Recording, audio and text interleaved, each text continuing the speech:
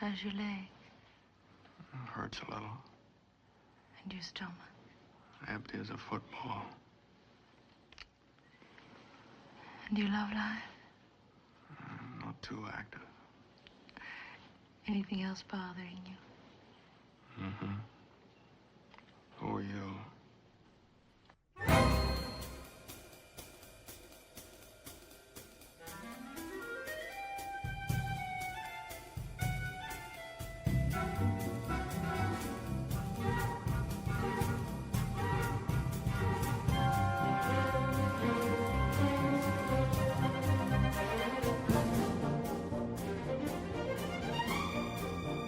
You're listening to League Podcast, the League versus Rear Window. I'm Matt Durson. I'm John, Mr. Torso Hunt.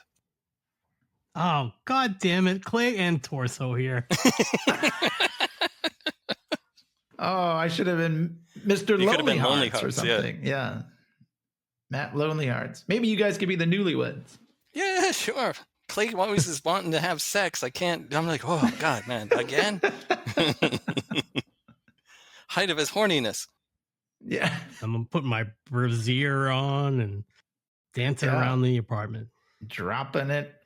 Hey, you got long hair, so from the back, you might look like That's a lady. true. You might look like a Miss Torso. I guess I'll just get this out of the way right now, but because when I used to live with your sister, John, there was a neighbor. It sounds funny.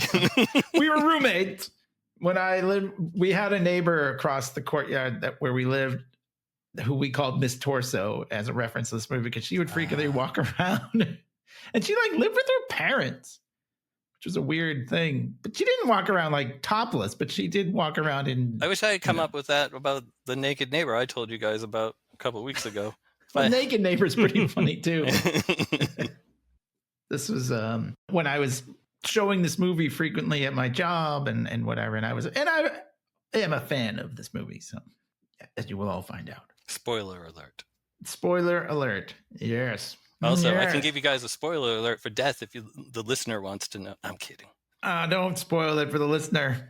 The one guy. Oh, yeah. You gave us a spoiler alert about the existence of a higher entity earlier, but I don't think you should share that with. No, I'm not going to tell one way or another. Yeah, but you'll have to die to just. What is it? What is the line? You mean I could die to discuss your feelings on death? Go back and listen to our Star Trek 3 watch along. It's Star Trek 4. Yeah, you're right. I'm sorry. I know you caught yourself before.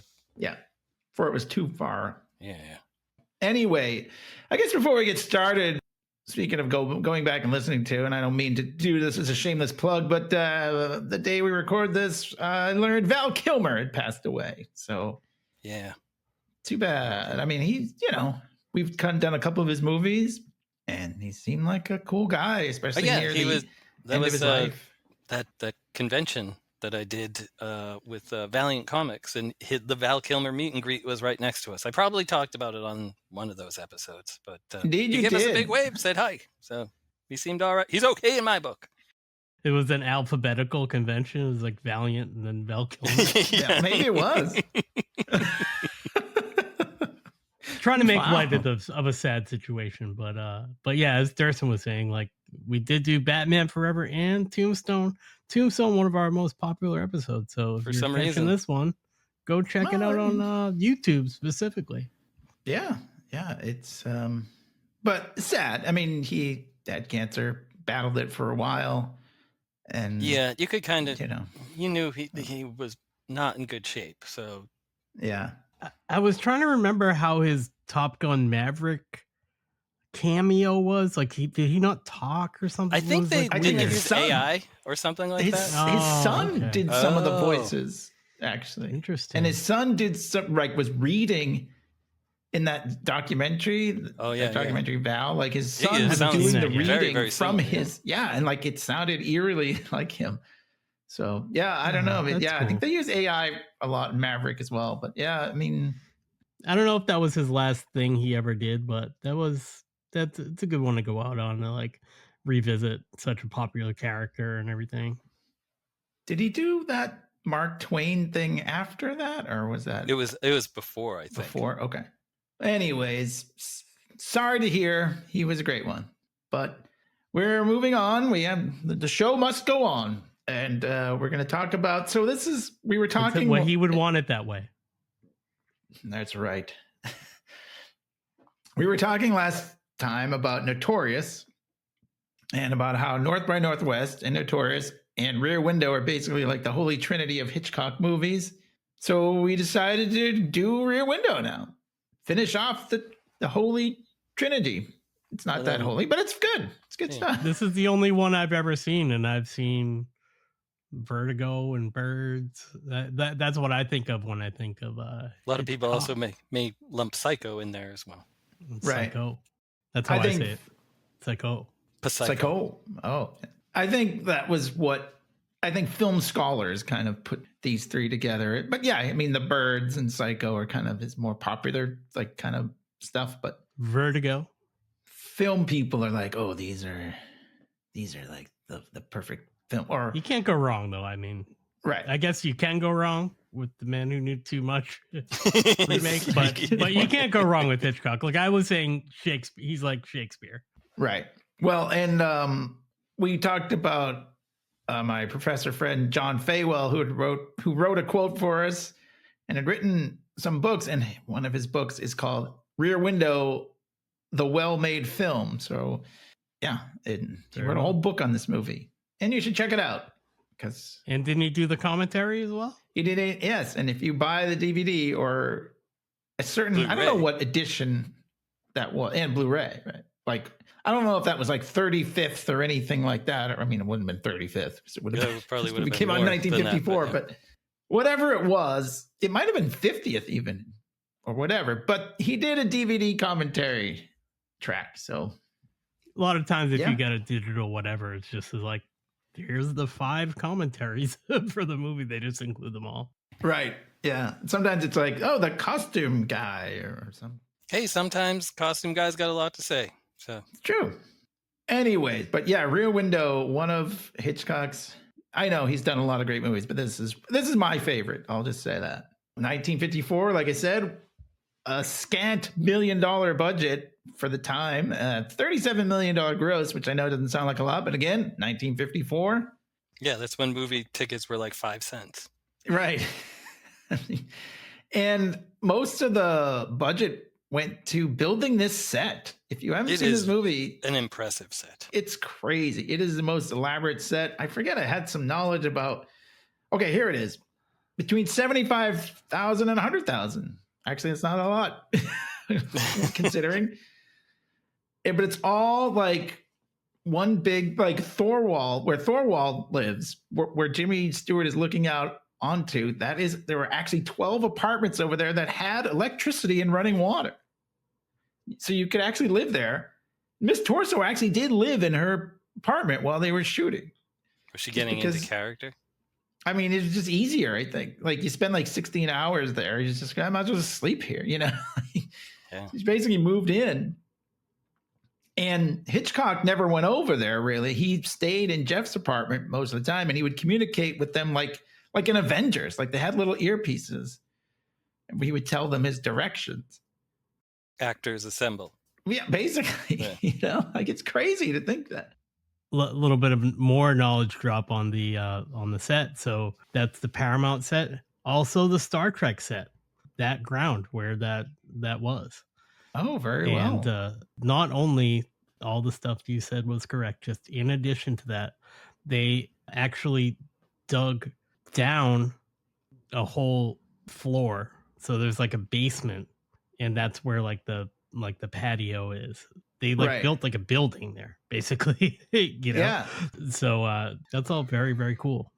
Yeah, that is the basement. And so Jeff's apartment, even though it looks like the second floor, it is actually ground level as far as like, you know, real life is concerned.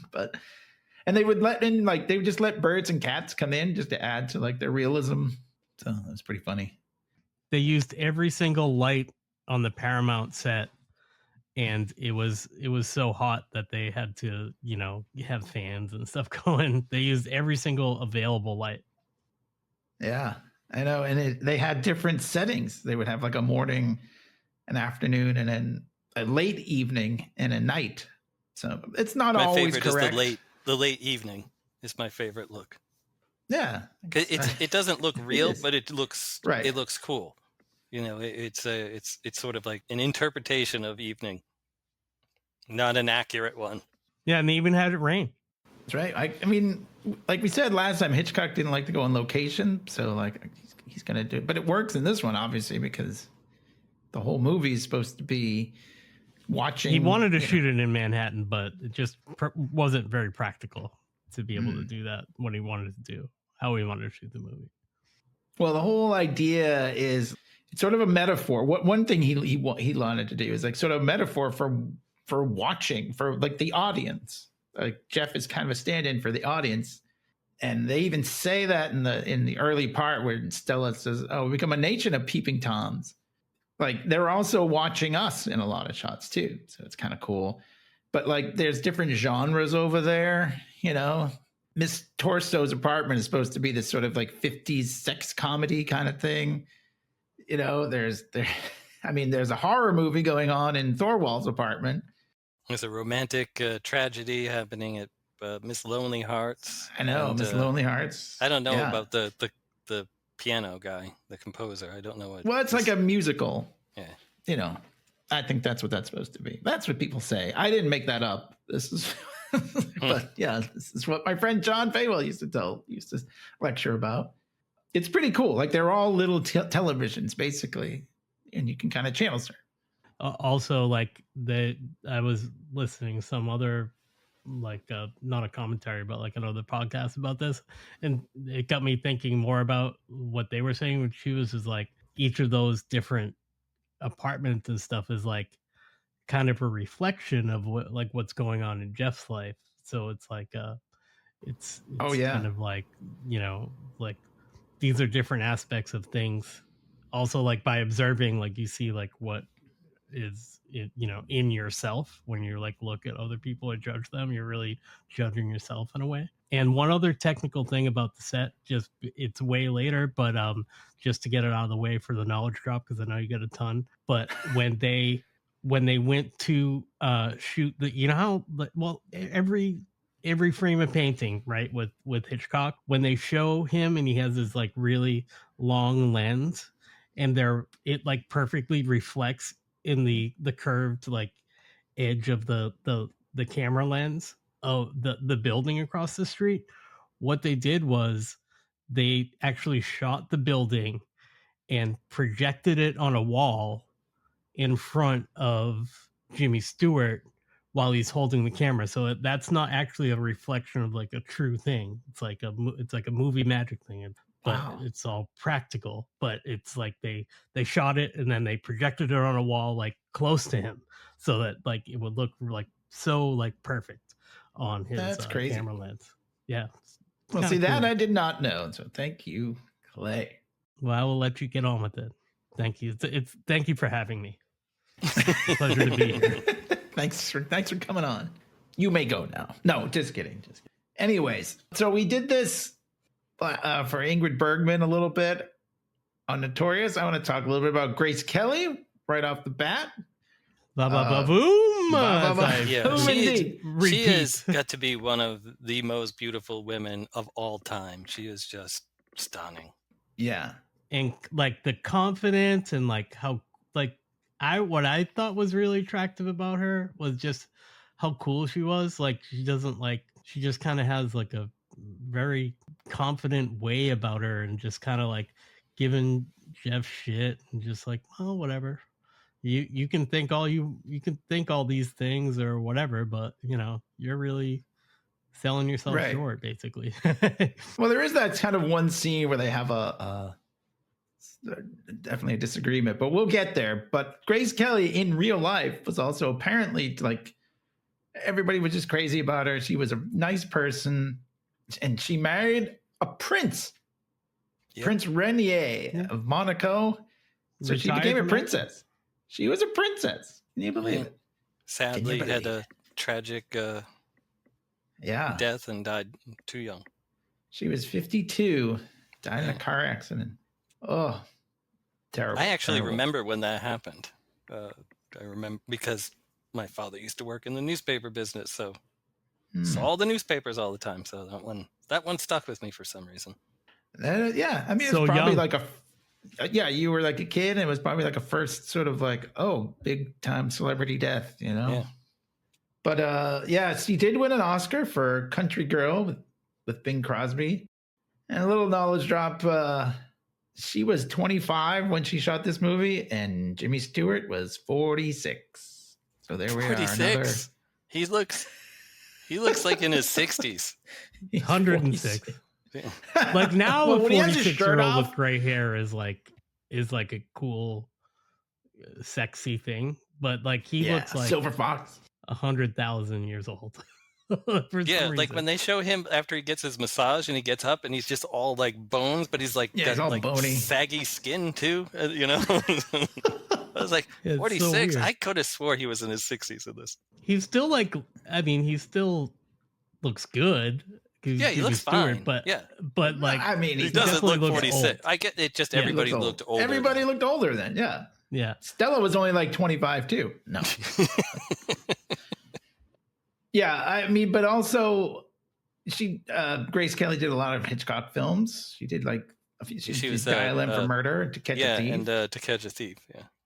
But also a lot of Lisa was sort of inspired by Grace Kelly herself. So that's my bit on Grace Kelly. And well, the story does come from a short story. I think it was called Rear Window or maybe something else, and 2 real actual murders. Yeah, I read about that. Can you believe But that? there was no romance. There was no Grace Kelly character in it.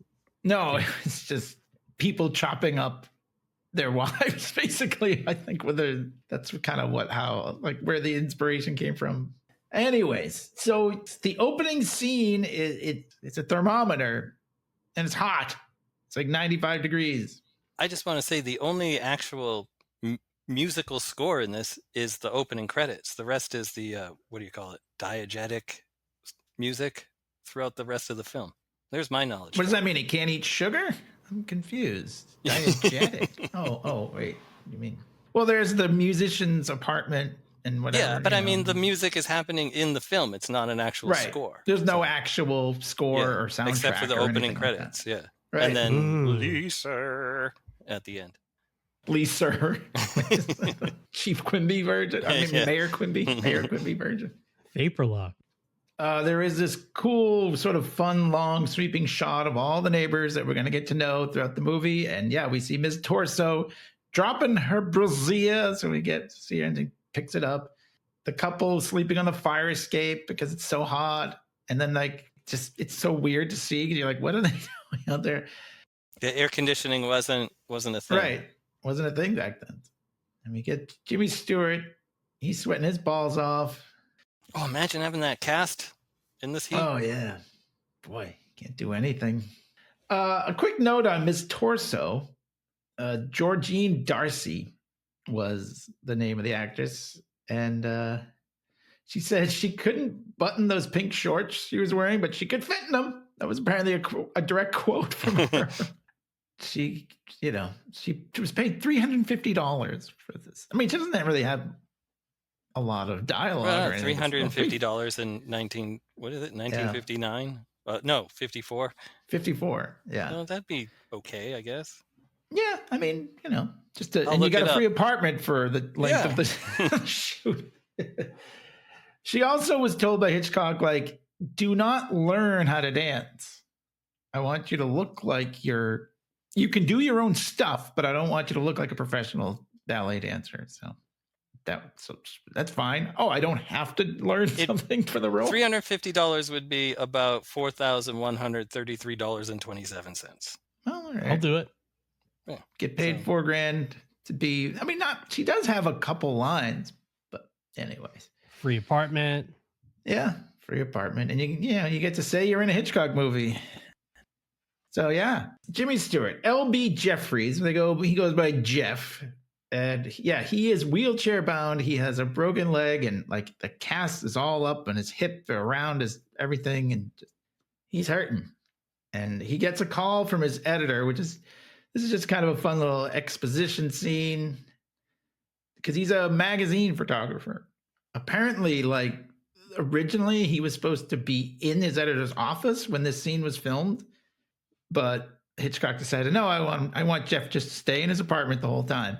I like that they have like the broken camera to the shot that he got like framed, and then some other stuff, and then like the negative, the Life that's magazine. Lisa's Life magazine cover, right? Oh no, that's your it's not your Lisa. Oh. former professor said that it's not her in the commentary track, and said a lot of people think it is her, but it is. I not. would have assumed that it wasn't, because why would if Lisa was on the cover of Life magazine, why would she be living in an apartment selling dresses?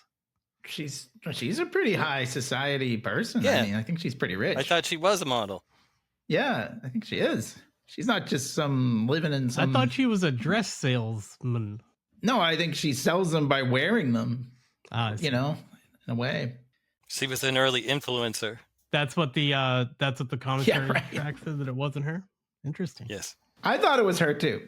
So I don't know. Talk to your guy whose name I blanked on. I'm sorry. John Faywell. The funny thing is, though, about that scene, so they filmed it in his editor-in-chief's office, and then Hitchcock decided, I don't want to do it that way. He just took the dialogue and made it like over the phone. Oh, that's awesome. So he's talking to him over the phone, and he just kind of worked. So yeah, it's pretty cool. But yeah, they're kind of explaining what, like, oh, I was going to send you to this place to do this thing. He's like, I can do it. And it's like, no, you can't. So it's so funny though. It's like, as he's on the phone, he's kind of like looking out. He's looking at these girls sunbathing. He's looking at Miss Torso and everything like that. And then there's Miss Hearing Aid, and she's always kind of like the nosy neighbor, it seems like. And then, so we get this like kind of, this is introduced one of the themes of the movie. He's talking to his editor and he says, if you don't get me out of here, I'm going to do something crazy. And he's like, oh, like what? He's like get married. To Grace Kelly, by the way. Yeah, that's crazy. You don't wanna, what? God, man, have some standards, for God's sake. You don't want to, I feel like you don't want to nail that down, but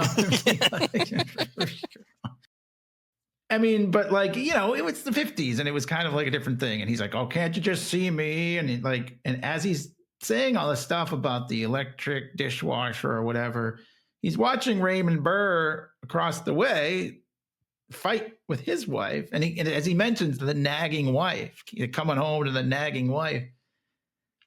And it's all, he's kind of, as he's saying it, he's like watching it, which is pretty interesting. So yeah, we get Raymond Burr. Meanwhile, Lars Thorwald, who we find that's his name. We find out later. And as I said off the air, he was dressed and made up to look like David O. Selznick. And if you don't know who that is, which apparently, like most Christmas songs, people don't know who that is, but he was, and I think, John, you were kind of correct. He was sort of the Harvey Weinstein of his day. And Hitchcock didn't like him. He thought he was a little too meddling in his films. So he made it, put this as a knock on David O. Selznick. So there you go. And he's the bad guy of the movie, of course. But it's kind of funny. He's down there in his garden. There's like his rose garden. And Miss Hearing comes along and she says, you're using too much water. And he says, why don't you shut up? Just like a great... You old biddy. Yeah. And he gives the, get out of here. Yeah, the hand. So now, yeah, we meet Thelma Ritter as Stella. Thelma Ritter, I don't know what else she was in, but she's hilarious. She's so funny. Great. So she's like his physical therapist or whatever they call them, his nurse, I guess, a visiting nurse. Or something. Nurse, my back hurts. Rub my back. Also a nurse that makes sandwiches for him. Pretty sweet. Yeah, that's nice. That's nice of her. Healthcare was better back then. Yeah. It really. So Thelma Ritter is actually kind of famous for getting 6 Oscar nominations for supporting actress and never winning. Oh. So, yeah, believe it. A veritable Susan Lucci. Yeah, that's right. For those that don't know who that is. Was she like 20 years or something, though? She won, though, right? She finally got it. She finally won. Yeah. That year, she was just so great. No, I don't remember. But Anyway, so she comes in, she sees him looking out the window and she predicts trouble. Kind of, obviously foreshadowing or things to come. But she says, looking at them bathing beauties hasn't raised your temperature 1 degree, because she's like taking his temperature. I thought that was a funny line. Yeah, so he's giving him a massage, and like you said, he looks all kind of Ugh. And here he is talking again, like he doesn't want to marry Lisa. That's Grace Kelly, but I just want to remind you guys. Yeah, This one of the woman most that he doesn't beautiful wanna women that marry. ever existed. Yeah. Yeah, but also it's like kind of setting the traditional the gender expectations of like now and stuff. He's just all. I feel like he's just all fucked up. He's just like, it would be cool, but Well, he wants a lady that can keep up with him, and Right. Yeah. When he doesn't have the cast on, he's out in like the jungles and stuff, and he's just been sitting in his house for like fucking. He's like losing his mind. Yeah, a little right. Sure, I'll give him a little pass. And there's no air conditioner; it's really hot. So Right. yeah, maybe he's just not thinking straight. Yeah, well, it is funny because he does say like, "Oh, I mean, I need someone who's more than just like a new dress and a lobster dinner and all about the latest scandal," which is exactly what Lisa does later. She comes in and she's like, "Oh, here's my new dress." That would be pretty nice. Yeah, I was like, I'll take that. Yeah, he looks out the window again, and there's all kinds of things. And then Lisa, she shows up. It's kind of because even there's like that point of view, sort of, not point of view, but it's like our point. It's like a direct close up of her face looking down at us. She's like looking at us. It's kind of like a lot of like that didn't happen a lot in movies. It still doesn't, I guess. But back then it like didn't happen. It happens a couple times in this, where like the characters are looking sort of right at us. She's super nice. Yeah, she's a sweetheart. Great. Yeah. Yeah. But meanwhile, they look out, or Jeff looks out, and he's looking at Miss Lonely Hearts, who's making this like sort of fake dinner, like with nobody else. Like she's kind of like pretending that another person's there. Yeah, it's like an invisible friend dinner date. And he kind of like cheers her. But she's talking about the apartments, and he says, "Well, there's one that looks like your apartment. You remember Miss Torso?" And she has like 2 guys over there. And I like what Lisa said. She says she's doing a woman's hardest job, juggling wolves. Good stuff. And she says she's not in love with him or any of them. And he says, "How do you know?" And she says, "Didn't you say it resembled my apartment?" Because she's in love with Jeff, but Jeff thinks she's just this like high society, like lady who's going to all these parties and stuff. But which is another Grace Kelly movie called High Society. Oh, Yeah. Oh, I didn't even mean that. I just saw it recently. It's good. It's a remake of the Philadelphia Story, except it's like kind of a musical. All right. Adam Savage's favorite movie is the Philadelphia Story. There's my knowledge drop that has nothing to do with this movie. Continue. Yeah, but what did Jamie feel about it? Well, he was more of the high society person rather than the Philadelphia Story. Yeah, they didn't get along. Yeah. So anyways, he watches the Thornwalds fighting some more, and Mrs. Thornwald is like laughing at him. Just a little bit of hints for things to come. So he also looks down at the songwriter's apartment, and this is where we get our Hitchcock cameo. He is in there winding the clock for the guy. So I don't know if that's like a knocks on the door. You're here to wind your clock. Oh, thank God you're here. I didn't know what time it was. Yeah, no, I got it. And if you want, I'll take your suit to get sponged. I don't know if winding the clock is like a metaphor for like the director being kind of in charge of everything. Like some people think God just winds the earth like a clock. I don't know. Like Superman. Like Superman. I don't know, whatever, but that's Hitchcock. Or yeah, I mean, there's like a couple things you could just say about it. Like movies are all about like the perception of time and everything. So they make another comment, or Jeff makes another comment about the musician down there, saying that he lives alone, probably had a very unhappy marriage. This guy we'll blame the heat. Yeah, obsessed much? Yeah, but he's playing this song, and she's like, "Oh, it's beautiful. It's almost like if it was written for us," which it is. It's like meta or something. I don't know how you know what I mean? Like it is for them. It is the Lisa and Jeff theme that he's basically playing. So. Yeah, and he's very much in like the songwriting process. Like it starts at the beginning and he's trying to figure stuff out and it might fall apart, much like Jeff. Yeah. Lisa and Jeff's, yeah. So it is funny, yeah. She's like, oh, it's almost as if written just for us. And he says, no wonder he's having so much trouble with it. Like, ooh, zing. Yeah, boy. So basically, down on this relationship. Always right below the belt with him. I know, kind of, right? So the next scene, they're actually having this discussion because Jeff said to Stella earlier, he's like, yeah, I think I'm going to have to just end this, But he just doesn't think she's cut out for his life, like we said. Yeah, they have this long kind of talk back and forth. She's like, you can take pictures here or I can go with you, but we can make it work. And he's like, So then she's like, all right, well, she gets up to leave. And he's like, well, when will I see her again? And she says, not for a long time. Not until tomorrow night. So I guess okay. Well, that's a long time, I guess, if in a lifespan of an ant or something. I don't know.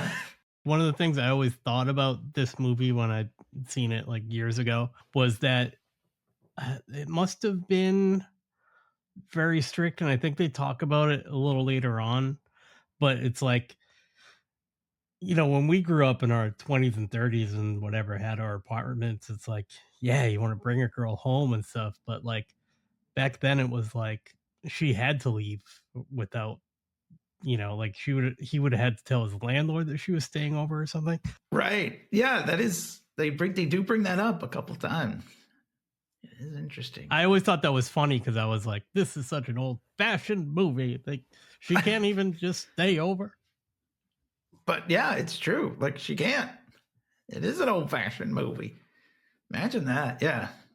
Why did landlords care? It's like, yeah. As long as you pay the rent, but I had plenty of girls leave me at like 11, but it's you just assumed it was ever going to stay over.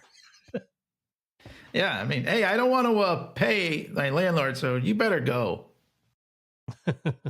Jeff is kind of just sitting there in the dark and he hears a woman cry out and glass break.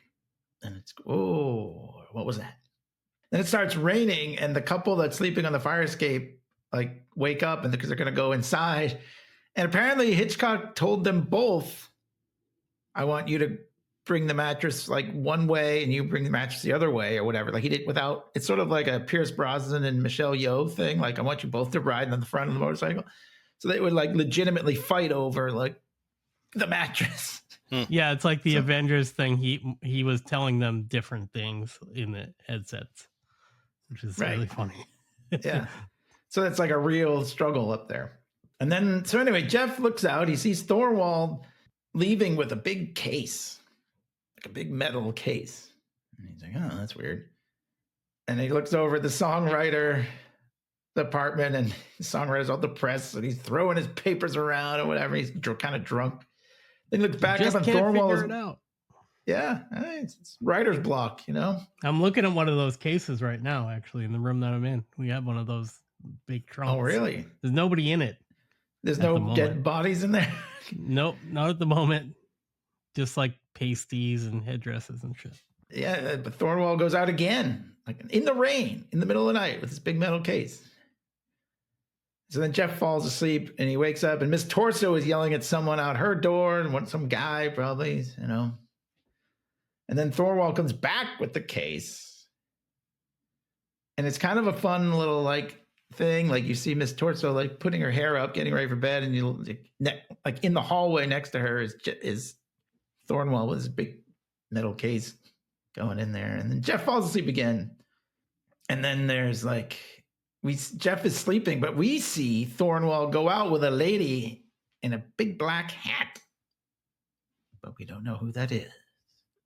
In the morning, this is like kind of weird. This doesn't really go anywhere, but she's working. This hearing aid is out there working on this giant sculpture that kind of looks a little phallic to me. It looks like a penis and a vagina. So apparently, well, the guy asked, "What is that?" or "What's it called?" He says, "It's called hunger."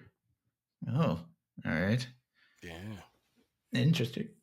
So there's this, it's the lady who sleeps on the balcony, on the fire escape. Like, she lowers her dog down in a little basket, and the dog gets out. I love that. And runs around and goes to the bathroom, and he goes in the garden. So yeah, that is a fun little thing. I kind of always thought, I wonder why people don't do that now. Probably because the dog would just run away or jump out or something. But, yeah, the dog would freak out and break its leg, Yeah. and then it's like $1,000 vet bill. so Stella is back, and Jeff is talking about like what he saw last night, him going out and everything, and the shades are up now, and Thornwall is kind of like looking out, and she says, or he says, or whatever, but says, it's a kind of look a man gives when he thinks someone is watching him, which they are. Anyway, so he's wiping out the inside of the case. He's cleaning it, and then it's like Stella, she's like, oh, here's some binoculars. And then he gets his zoom lens out, as you were talking about earlier, Clay. Like he's a photographer, and he gets this nice zoom lens. So he zooms in, and he sees Thornwall with his big saw and like a knife. It's like, And a rope. Yeah. It's all very suspicious. Here's one thing about Thornwall too. Like, when every time he's using the phone, Jeff is always like, another long distance call. How does he know he's making a long distance call? I think you have to dial Yeah. something, right? Like, El like Dorado, something. Yeah. yeah, right. Yeah, like the number of, I don't know, zip arounds on the rotary phone, or because he has to talk to the operator or something. I don't know. You remember back in the day, I mean, this is probably not the same, but remember like when we were kids, if you were dialing like in town, you only had to dial whatever. Yeah, you didn't have to dial the area code. Right. And then you had, eventually you had to dial area code. It was like a big deal. You're like, what? I don't know. 3 more numbers. And party lines or whatever, where everybody had to, like, you had to wait for someone to get off the phone so you could use the line. Then you That get was an before office our time. job, and Yeah. they're like, you have to dial 9 first. You're like, I have to dial 9 first? Dial 9 to get 9 out. and the Fuck. extra 3 numbers? God. I'm not calling anyone. It's not part of my job description. So anyway, Lisa has come back, and in fact, and Jeff, they're actually sort of canoodling, which is nice. They're kind of snuggling. And he asks her, like, what do you think of this Thorwall? Like, what do you think about this guy? She's like, Goes dude, up I'm and on. thirsty. Stop talking about the neighbors. I know. Well, yeah, like he's still watching Miss Torso, but then he's how would you go about cutting up a body? Like, or something like that. It's crazy. But anyway, yeah, so Thornwall, he comes back with a big rope, but she's like, Lisa's like, yo, you're nuts. But you wouldn't do anything like that with the shades open, Is the nurse here at this section too? I don't think so. Yeah, No, that'd because just be awkward if they were like she's sitting on his they were lap and they're making canoodling out. with her there. Yeah. but she like very much reminds me of like the girls and ladies of our lives that are really into like crime podcasts. Is like, oh no, there's no way you could just hack someone up, and she Right. knows all the techniques. That's not how it would really work. I know a lot about this. Like, why do you know a lot about this? Because listen to a lot of crime podcasts on vinyl. That's right. Just like in Notorious. Well, it is funny though. So yeah, there's another sort of knock on the thing, because like when she's talking about the shades being open, they look over at the newlyweds apartment where the shade is closed. And she's like, whoa, do you think something sinister is going on over there? And Jeff says, no comment, because they're basically having sex over there. So, I mean, the whole movie, essentially. You don't say. You literally don't say. Don't say it. Yeah. But like when Lisa sees Thornwall using the rope to like tie the big case, like sort of closed, and he's like, yeah, we haven't seen the wife, because she was like sick in bed. I guess I forgot to mention, like she was just lying in bed for the whole movie up until now, where she's gone. So now Lisa's kind of like, wait a minute. Like now she's kind of into it. She goes over, like the next thing we see is Jeff is sitting there. He gets a phone call, and it's Lisa saying, okay, the name on the mailbox is Lars Thornwall. and like she gives him the address and everything. It's kind of funny. Like I love like that she's hooked. The next morning, Stella is there. I have a Stella question. is there. Did I space out when his police friend came over? And that's right now. Oh, okay. All Or right, so he calls him. Yeah. Doyle is the guy's name. yeah. And yeah, now Stella's kind of into it. They're looking out and two guys come and they take the case away. Like I don't know, like, and Thornwell signs a thing and these two guys like carry the case away. And Stella wants to run down to see the name on like the truck to see like where it's going. But she says she misses it. But anyway, yeah, so Doyle comes and he doesn't believe any of this stuff. He's a cop or he's a lieutenant, I guess. But he's like, all right, I'll look into it. I guess just because they're buddies, but he doesn't really believe that. Like, They were in the war somewhere. together, flying planes. That's right. That's They right. shared a cockpit for 3 years.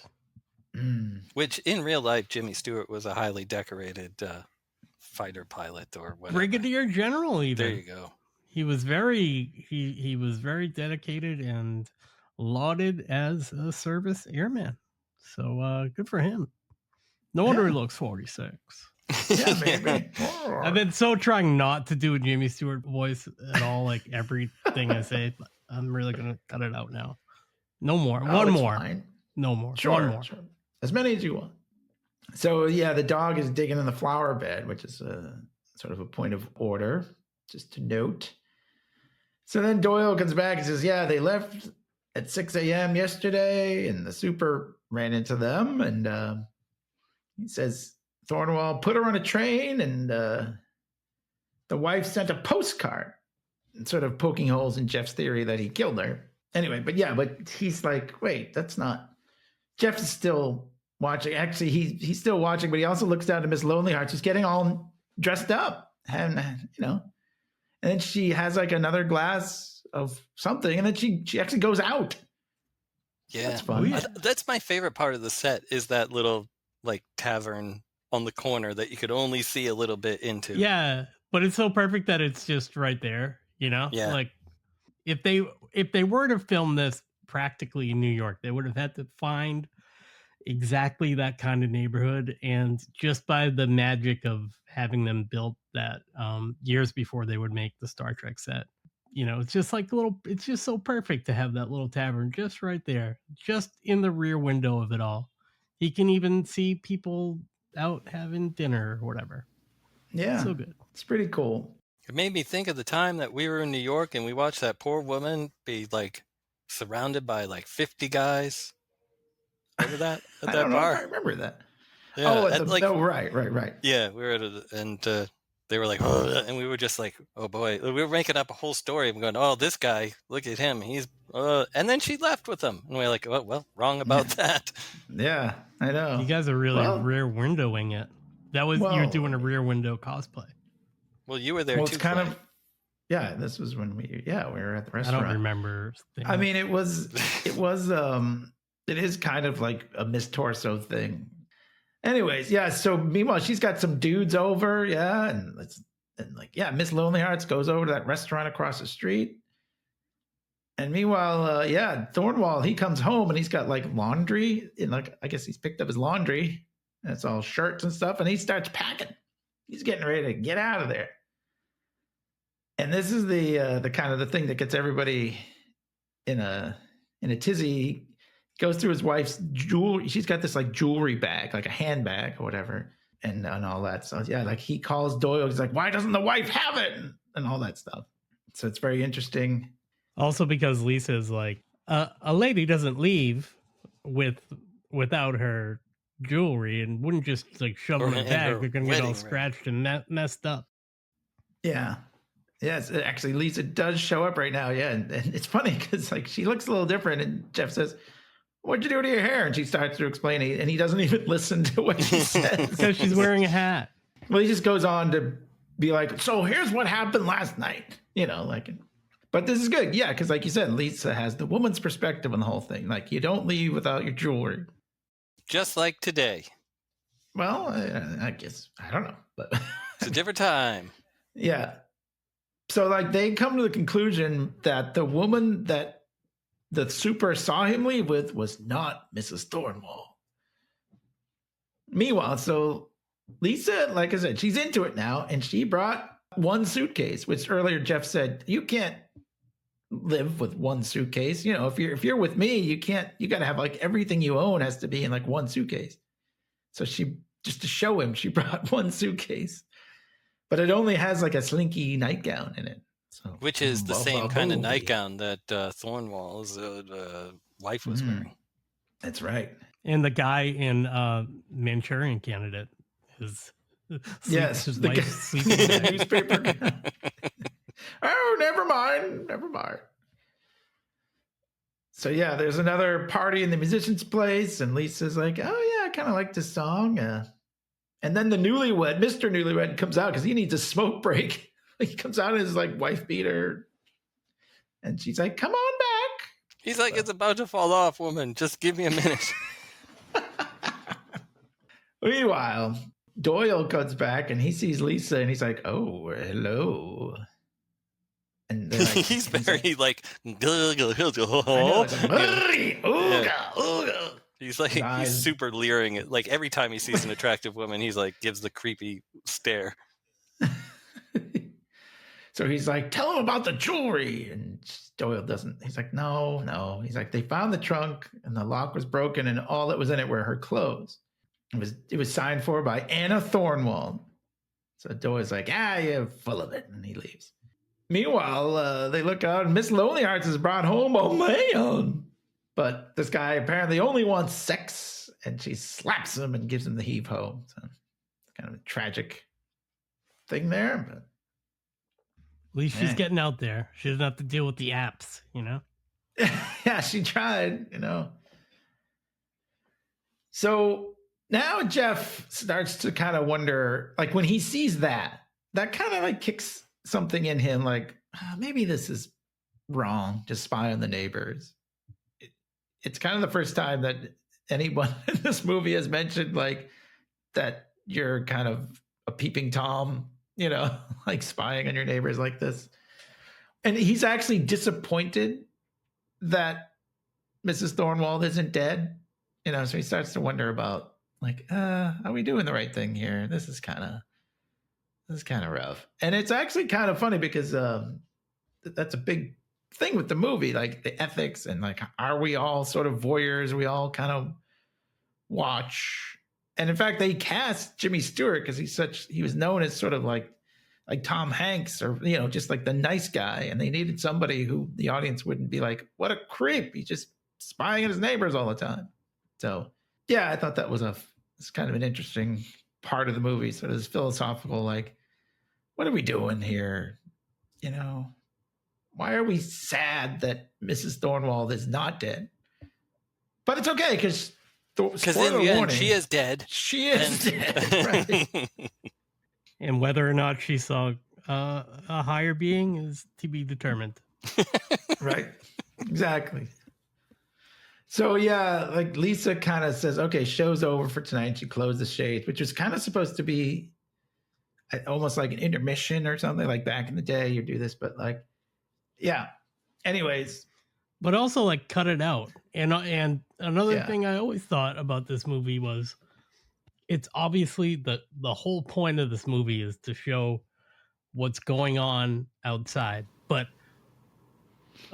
on a practical, logical, you know, like angle, why do all these people have their shit wide open the entire because it's time, 95 degrees. You know, I mean, they need to keep their windows open. It's too hot. But wouldn't you? I don't know. I'm a little bit like I have a neighbor that lives across the street from me that it's somebody that I know. And I know that if they're on their porch, they can look right in to the living room. And I'm not doing anything in there. Okay. But sometimes I'm like, I think I want to close this shade. Yeah, sometimes you want to eat a crunchy chip. Yeah, that's right. Ruining my life. Peace. Yeah. Anyways, yeah, they've kind of decided that there'll be no more watching, and Lisa puts on her slinky nightgown. And then they hear a scream. Ba ba ba boom. No, not that kind of scream. Not that kind of scream. That was just thinking about Grace Kelly. in her slinky Yeah, nightgown. no, that is Val Vavone. It's But even a little. so- it's a little bit awooga. It is a little bit of it's okay because I mean that's what this movie's about. We're not Doyle here. I mean we're supposed to like look at her like that. I mean, How we're about just your watching wife, a movie. Doyle? Yeah, he does say that. You're right. I forgot about And that. that also How's when your he- wife when- doing? Yeah, that was another Doyle thing when I was mentioning about the landlord thing. He was like, "Do you tell your landlord everything you're up to?" And Doyle like looks at her slinky nightgown in her bag, and he's like, Yeah. careful now," which reminds me of Father Ted. Careful now. Yeah, I mean he wasn't going to tell his landlord that Lisa was staying over wearing her silk nightie. Well, his landlord's out of town. Oh yeah, I don't know. All right, it doesn't matter. They hear a scream, but it's a scream of distress, and it is the lady who owns the dog, and the dog is dead. And the hearing aid woman or whatever, Miss Hearing Aid, is there, and she's like, he's been strangled.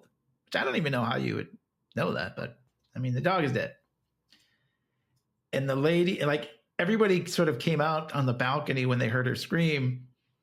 And she starts yelling at all of them. Like, she's just like, you all don't know what it's like to be a neighbor. Like, it's you don't care if anybody lives or dies. You just go about your lives, you know. And meanwhile, someone killed this my poor dog just for being nice and whatever. So it's a little sad. Yeah, it's always But, sad when an animal dies. That one always well, gets me. Of course. Yeah. But it's also kind of like the way she's yelling at everybody is kind of like, is she yelling at And us? they like strangled his neck or something. It's like, Yeah, and that's what she said. Okay. She said it was strangled. But yeah, so it's kind of sad. That, like, she puts the dog back in the basket and they just raise it up, like the body of the dog. Yeah, it's pretty morbid. dead. But Jeff notices the only person who didn't come out was Thorwald. And he's it's sitting such there a and you good can shot too. He's sitting in I the know. dark, and you just see his cigar like Yeah. light, you know, when he inhales. Yeah. He's like, look, we're the only person. So now they're like, wait a minute. Now we do want to keep watching Thorwald. Because a minute ago he was like, oh, maybe this isn't right. So see, he already knew. He didn't come because it's in the window. He knew. So anyways, next day or daytime, they're all watching. Stella and Jeff and Lisa are all watching Thornwall now. And he's cleaning his bathroom wall. And Stella says, oh, it must have splattered. She's so great. I know. And Lisa's like, oh, Stella. And she's like, well, yeah, we're all thinking it, which I think is probably true, you know? So this is kind of like a Jeff. He's got a picture of the flower bed. And he looks down, like where the dog was digging. And he's like, wait, those flowers like shrunk. Because he's got a picture of them and he's looking at them now. And like they do this kind of fun little thing. He's got like a slide, if you can remember those. Remember slides? Yeah. He's got a little slide viewer. Yeah. I remember those because my grandparents had them. Yeah. I had one at work. But yeah, so he like goes, but it's funny because he's like, "Do you see the difference?" And they're like, "What are we looking at here?" You know, it's kind of funny. But they basically think that he buried something in the flower bed. And meanwhile, Thelma Ritter, Stella is like, he spread her all over the place. There's a leg in the East River. There's like, they're just like, Stella, stop. That's what I mean. It's like crime junkies over here, or like stay sexy, don't get murdered. She knows all the tricks. Yeah, I know. So then Jeff does this kind of, I don't know, like I guess he writes this note that says, "What have you done with her?" And Lisa, they put it in an envelope, and Lisa goes over and slides it under his door and knocks on it, and then like runs out. And it is pretty hilarious. Like we see her run as soon as she's gone. He opens the door. Yeah, I like it. Is this the shot where like they show her like outside and she waves to them too? And I was like, that's hysterical. It's really cute. I know. She's like waving at us almost like, hello. You know what? This is Darson, remember when in the last season of What We Do in the Shadows, when they go into the Airbnb next door? I was like, this is that's a total Rear Window episode if you think about it.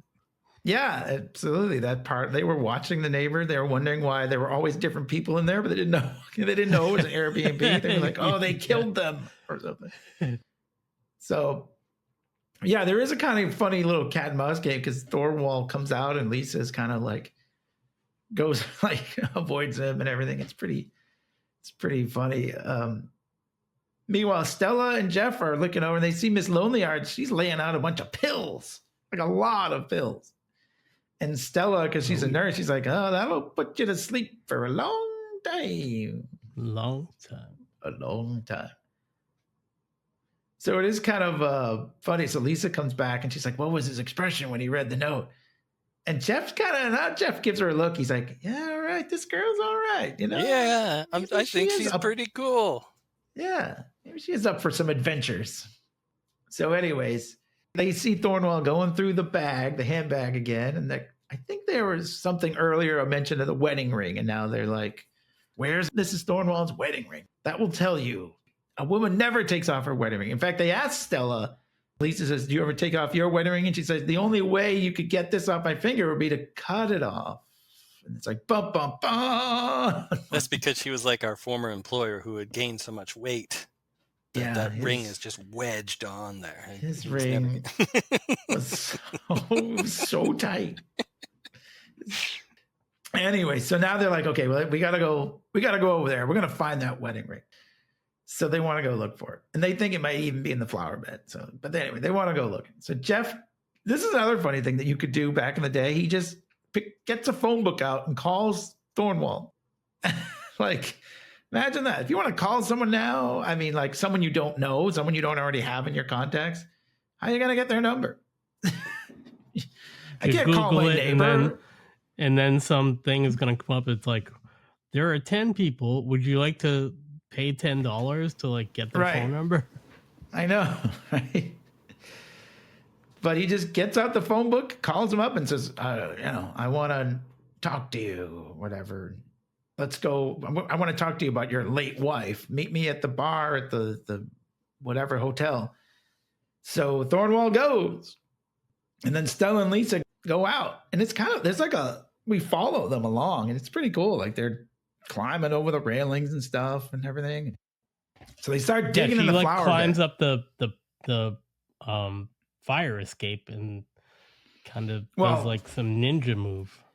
Well, they do that, yeah, in a minute. But first, like they actually find nothing in the flower bed. They're like, eh. Meanwhile, Jeff calls Doyle and he's like, "Hey, something's going on over here, the wedding ring and all that."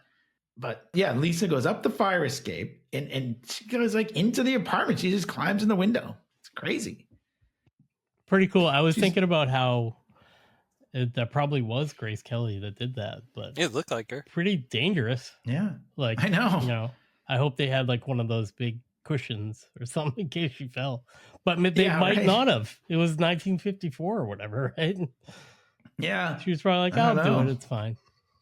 She's wearing this like long dress or whatever. Yeah. And heels doing that. Oh, yeah. Jesus. That's what Mrs. Elder kept commenting on. She's doing all this in heels. So she goes in, she looks in the handbag and it is empty. So she starts going through the drawers or whatever. Meanwhile, Stella comes back in and she says, "Do your flat or call Thornwell when he's coming back." So then one ring and she'll be out of there. But meanwhile, I forgot to mention, when they first went down, she says, "Give us a flash on your camera if you see anything." So he's got his flash on his wheelchair with him. So Stella comes back and she's like, "We'll give her another minute." Because he's like, "I'll just call now because I don't, But she's like, "No, give her a minute." Meanwhile, they look and Miss Lonelyhearts, she's about to take those pills. She's going to commit suicide. So he gets on the phone, and he's like, "There's a woman about to commit suicide over here," or whatever. But then Miss Lonelyhearts starts listening to the music. The songwriters got his song down, and they say the music stopped her. And then there's this cool shot of like all the windows. Lisa is up in one. Miss Lonelyhearts is out there, and the songwriter's over there. I don't remember exactly what his point was, but Professor Faywell used to be like, "I need you to pause it right at that moment." And I was like, okay. Now, I mean, it was a long time ago. I don't really remember exactly what he said, but I used to have to like be in his class and like pause it because he had like a big lecture hall. So the only way to pause it would be me up in the booth. So it was kind of crazy, but yeah. I was wondering when you were like, going to tell us what shot it was that he had you pause on. Right. That's the one. I don't remember exactly what his point was. I guess it was just like a cool shot, all the things happening. It's almost like yeah.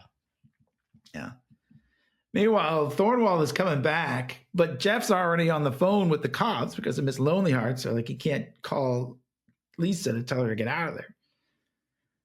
So he walks in. So then Jeff he does call the police and he says, a man is assaulting a woman, and he gives the address and everything like that. And they're like, I will be there. But he does kind of start to toss her around or whatever. It's just, but then the cops show up right on time, actually. I mean, so he has to stop like throwing her around. So they come in and you can kind of tell Thornwell's like, well, she was just in my apartment, you know, like, but there's this very funny shot where Lisa, she kind of has her hands behind her back and she points, and she is wearing Mrs. Thornwell's wedding ring. Yeah. So she did find it. But it goes from a sort of a cute, amusing shot and then kind of pans over to Raymond Burr, then looking up and realizing that what's going on. And he's like, he saw. Yeah. And it is creepy when he looks out. But it is also funny because she's not only saying, look, I found her ring, but she's also kind of telling Jeff, hey, does this remind you of anything? You know? So, yeah, I mean, it is. This is all kind of flimsy evidence, like if this were a real court of law, I think. But whatever. It's in the movie, in the world of the movie, this is good stuff, you know? Like, they've got him now. She found his wife's wedding ring. Well, he could kill her because if like breaking and entering is illegal, and if you had a gun, you could like literally shoot someone that comes in your house. You know what I mean? Like, so it's kind of like, you know, you'll see that she's like gonna get bailed out or whatever, but like, you know, in the real, if this was real, I guess like she would have to suffer consequences too, I guess, you know? Right. Well, what do they bail her out for, like $250 or something like that, you know? But I have 20 in my purse. Yeah. And I asked her also, like, they go, like, what does Lisa have in her purse? 50 cents. This is kind of funny. This you rich could buy a high whole society steak dinner woman. with that back then. Well, yeah. Anyways, so yeah, he gives Stella the money. He's like, yeah, go bail her out. So like that just gets Stella out of there. So Jeff is in his apartment all alone. And he also goes through this long sort of explanation about like, because Doyle calls him, he's like, oh, here we go. And he gets this long explanation about like where the wife was and why did she send a postcard if she was already there. He called long distance. I mean, there's a lot of explanation, but it doesn't really end up mattering because what happened, like, it kind of just like convinces Doyle, okay, we'll be there. But meanwhile, the phone rings again and it's Thornwall. Yeah, but it's Jimmy Stewart answers. He's like, I think Thornwall's he's going, and like he's like, oh, well, oops. Yeah, right. Thornwall, and he just comes into the apartment. Why didn't anybody lock their doors? What the hell? I was thinking about that, but there was a step, so he couldn't get up there. But whoever left should have locked it. Yeah, I mean, Stella left. I don't think people locked their doors back then.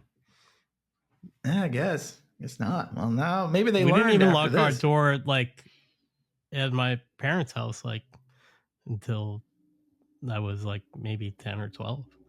It was just always. Oh yeah, I used to go into your house all the time. I used to just walk in. Yeah. But I guess you're right, like in our neighborhood. But this is like a big city. This is like New York. It is New York, right? Different time. Okay, sorry. Anyway, so Thornwall is there, and they're kind of like staring at each other in the dark. And Thornwall is like, what do you want? I don't have any money. He's like, he wants the ring and whatever. And so Jeff, he takes out his flash. As Thornwall's coming at him, he blinds him with the flash. It is kind of a silly thing because he does it 3 times. It's like, wouldn't you just kind of close your eyes, you see, whatever, but it doesn't matter.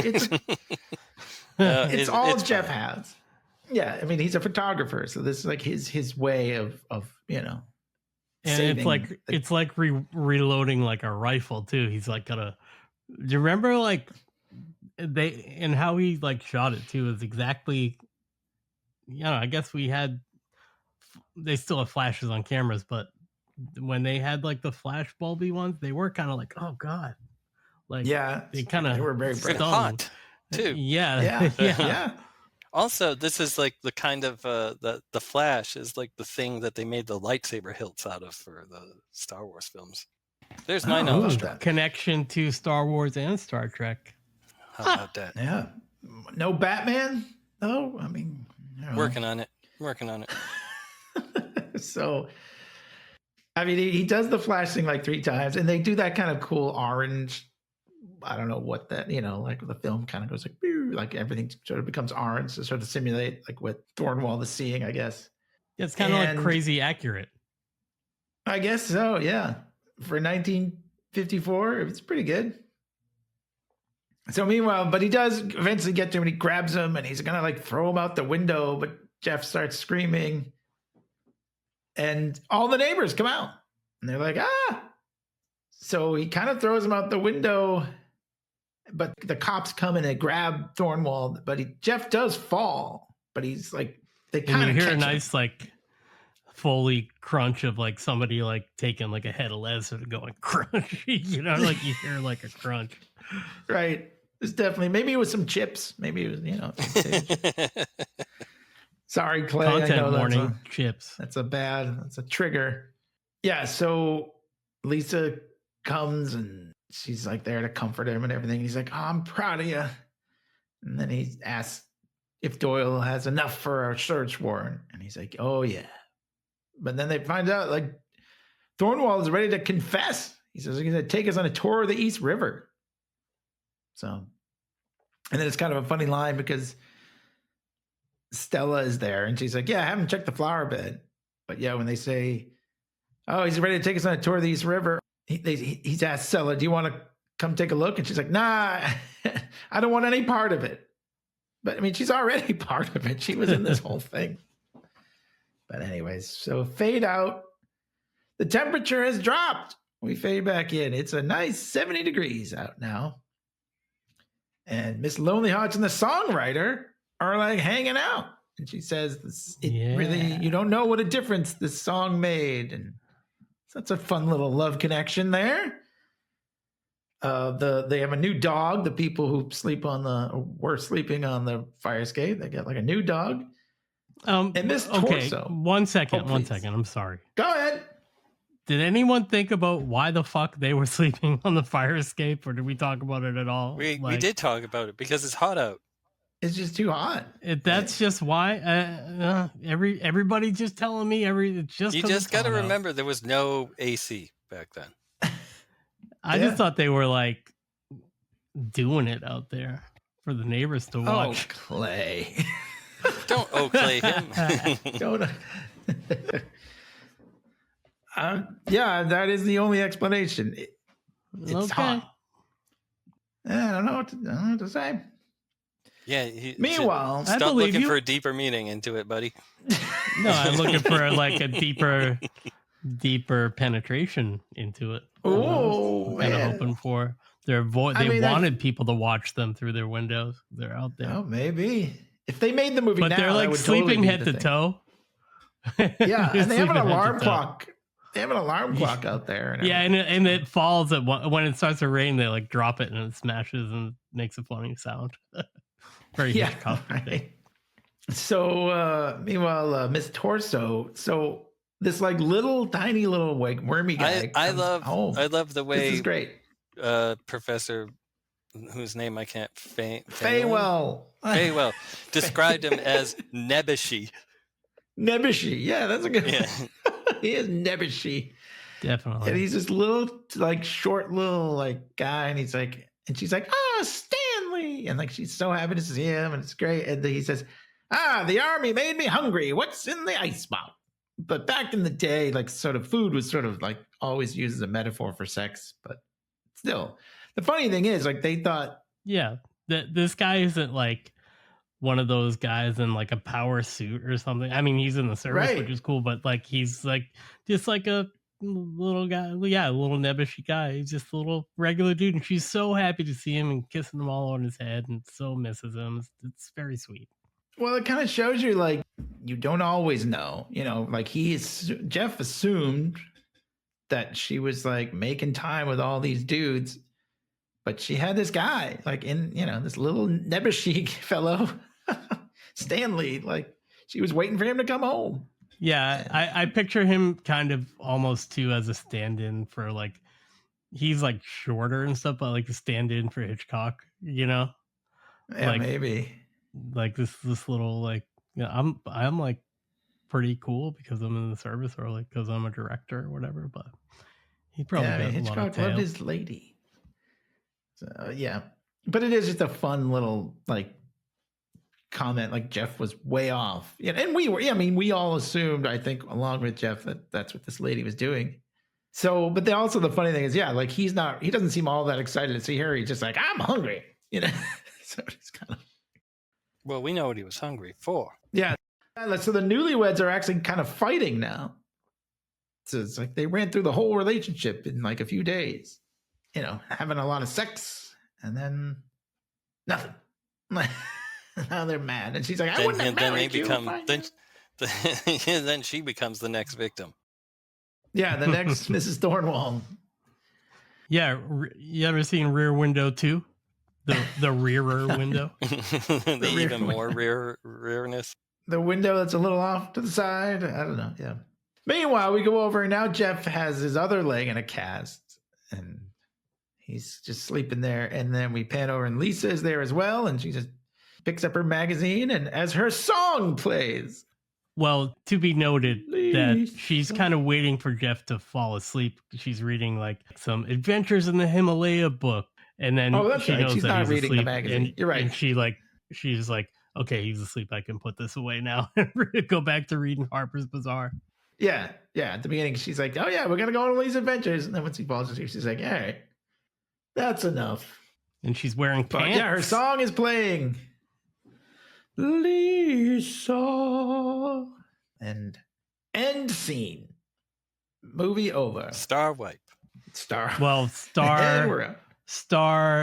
shade comes down, and they project the Paramount Studio logo over it, to be precise. So that is Rear Window. What did we think? What do we have to say? Kept it to 1:20 so far. Not bad. That was pretty good. I thought I would just go on and on. Hour and a half, not bad time, Dave. I probably had a lot of other things that I missed. Oh, you can just add them in later in post. Yeah, I'll just edit them in.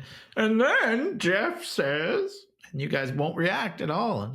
Just cut. Won't Just matter. pull a reaction from a different episode. Oh, yeah. Oh, God.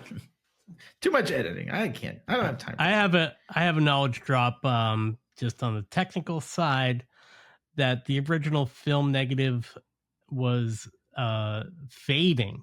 Then they had to go and do a restoration, but they did a good job of restoring it. So basically they re-released it in 1999 in the theater, and then a 2000 collector's edition DVD. And so they were worried about this one kind of like really getting messed up by just being film. Well, yeah, apparently though it did look like basically they cleaned it up so well. It's like just like the original. So anyways, who wants to go first? Anybody? I'll go first. I never have much to say in final thoughts, so I'll just get it done and over with. I'm going to give it an A. This is one of my favorite of the Hitchcocks. I got nothing else. I'm giving it an A. I'm sorry. That's all right.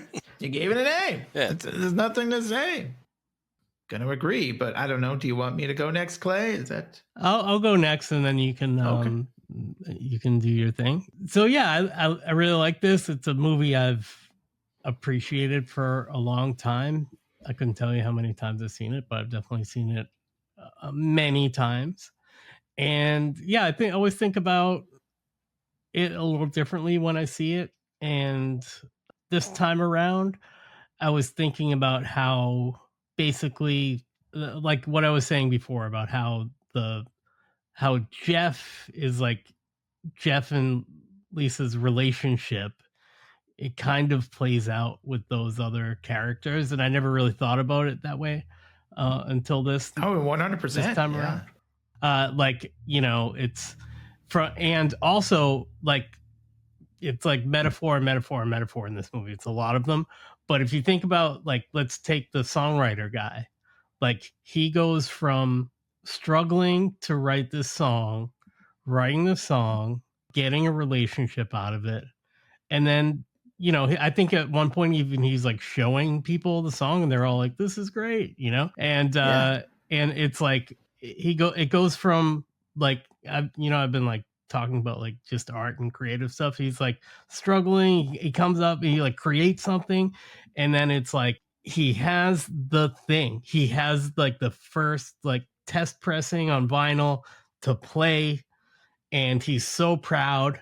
And then, you know, you think about like whatever struggles that Jeff is having at the beginning, it's not like he's completely figured things out, but he's like definitely at a new stage with Lisa, and you know, like accepts more of her, and so like it's like in the film itself, like you go to create a movie and you have an idea, and then, you know, it all pieces together in the end, and you're like, here's the final thing.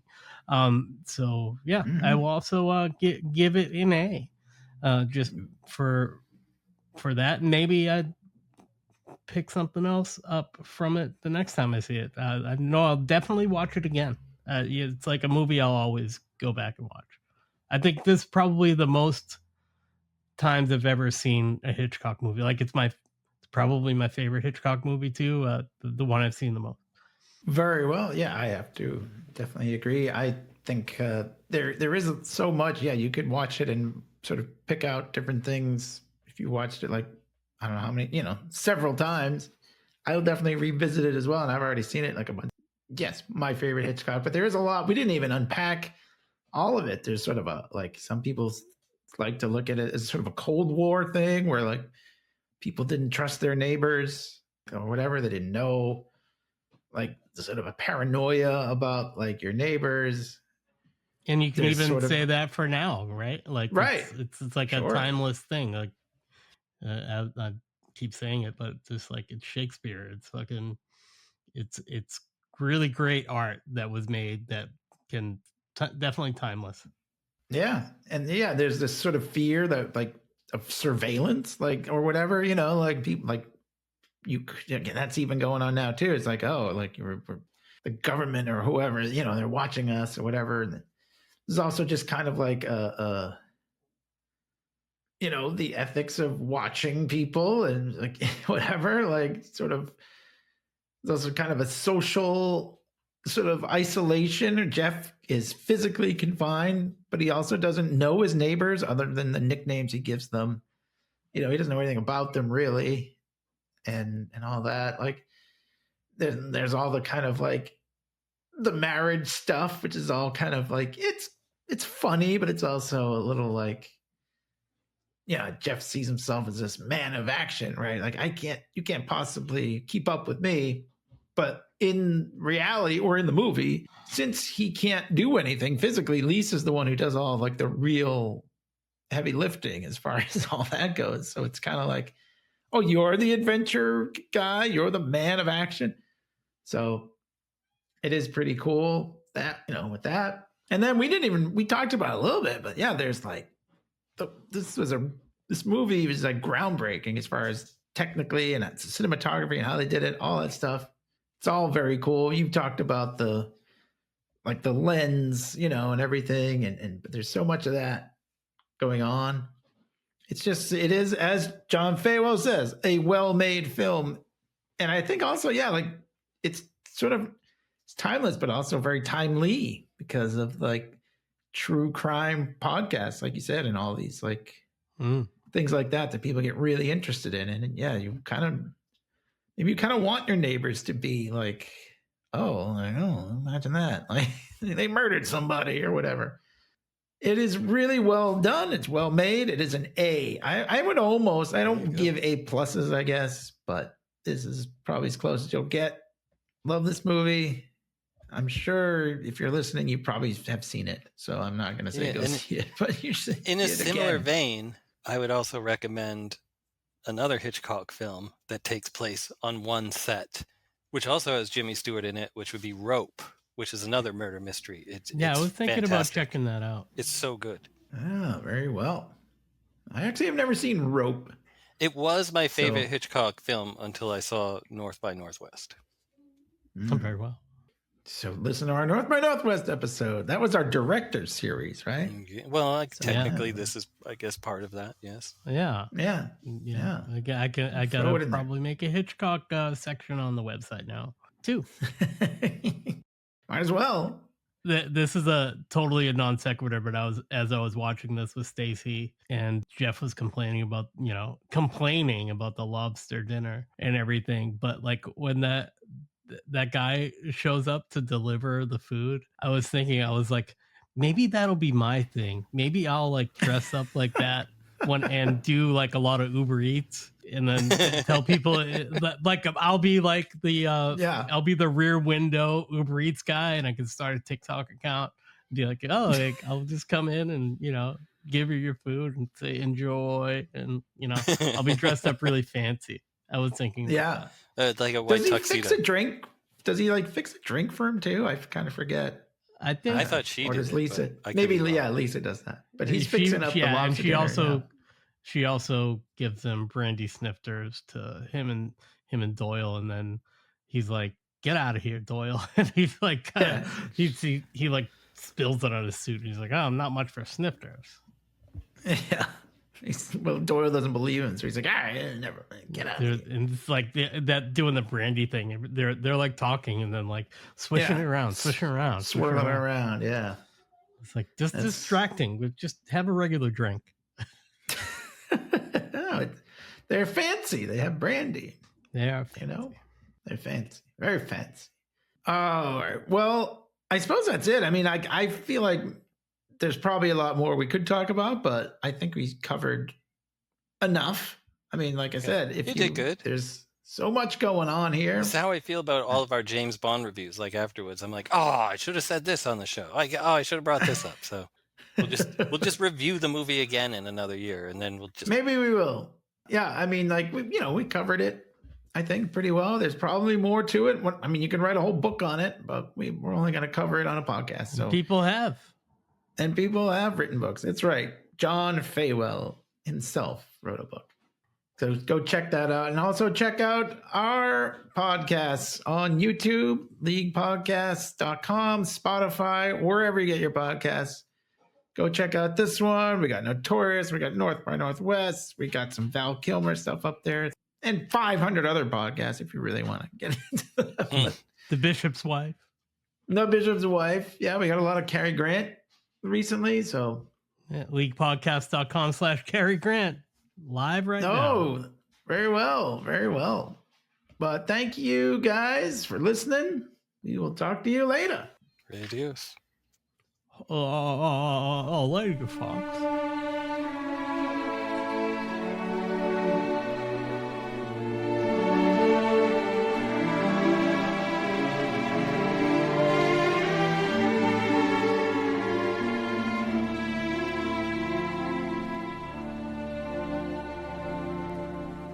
Yeah, I can hear you now.